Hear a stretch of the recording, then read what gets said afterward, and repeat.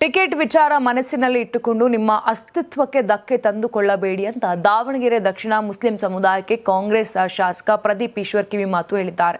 ದಾವಣಗೆರೆಯಲ್ಲಿ ಮಾಧ್ಯಮಗಳನ್ನು ಉದ್ದೇಶಿಸಿ ಮಾತನಾಡಿದ ಪ್ರದೀಪ್ ಈಶ್ವರ್, ಮೈನಾರಿಟೀಸ್ ಹಿತವನ್ನ ಕಾಂಗ್ರೆಸ್ ಮಾತ್ರ ರಕ್ಷಿಸೋಕೆ ಸಾಧ್ಯ. ಎಷ್ಟೇ ಚಿಕ್ಕ ಪುಟ್ಟ ಅಸಮಾಧಾನಗಳು ಇರಬಹುದು.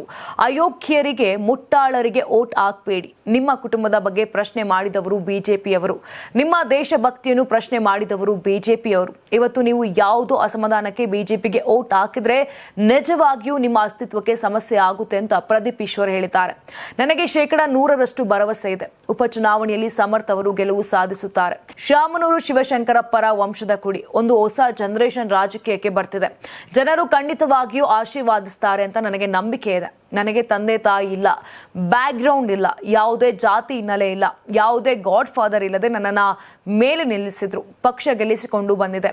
ಎಲ್ಲೆಲ್ಲಿ ಯಾರ್ಯಾರಿಗೆ ಟಿಕೆಟ್ ಕೊಟ್ರೆ ಗೆಲ್ತಾರೆ ಅನ್ನೋ ಲೆಕ್ಕಾಚಾರದ ಮೇಲೆ ಟಿಕೆಟ್ ಕೊಡ್ತಾರೆ. ನಾನು ಹಿಂದೂನೇ. ನನ್ನ ಎದೆ ಸೀಳಿದ್ರೆ ಶ್ರೀರಾಮನೂ ಇದ್ದಾನೆ, ಸಿದ್ದರಾಮನೂ ಇದ್ದಾನೆ. ಬಿಜೆಪಿಯವರು ಸುಮ್ಮನೆ ಯುವಕರನ್ನು ಪ್ರಚೋದನೆ ಮಾಡ್ತಾರೆ. ನಾಳೆ ಹೆಚ್ಚು ಕಡಿಮೆ ಕೇಸ್ ಹಾಕಿಸ್ಕೊಂಡ್ರೆ ಹೆಂಡತಿ ಮಕ್ಕಳು ಬೇಲ್ ಕೊಡೋಕೆ ಶ್ಯೂರಿಟಿಗೆ ಬರ್ತಾರೆ. ಅಲ್ಲಿ ವಿಜೇಂದ್ರನೂ ಬರಲ್ಲ, ಯಡಿಯೂರಪ್ಪ ಸಾಹೇಬ್ರು ಬರಲ್ಲ, ಯಾರೂ ಬರಲ್ಲ. ದಯವಿಟ್ಟು ಯೋಚನೆ ಮಾಡಿ ಅಂತ ಪ್ರದೀಪ್ ಈಶ್ವರ್ ಗುಡುಗಿದ್ರು. ನೀವು ಸಣ್ಣ ಆಗ್ಬೇಕಲ್ವಾ? ಅದು ಒಂದು ಉತ್ತಮ ಆಹಾರದಿಂದ ಸಣ್ಣ ಆಗ್ಬೇಕಲ್ವಾ? ಪ್ರತಿದಿನ ನಮ್ಮ ಜೀನಿ ಸ್ಲಿಮ್ ನ ಯೂಸ್ ಮಾಡಿ ಯಾವುದೇ ಸೈಡ್ ಎಫೆಕ್ಟ್ ಇಲ್ದಂಗೆ ನೀವು ಸಣ್ಣ ಆಗ್ತೀರಾ.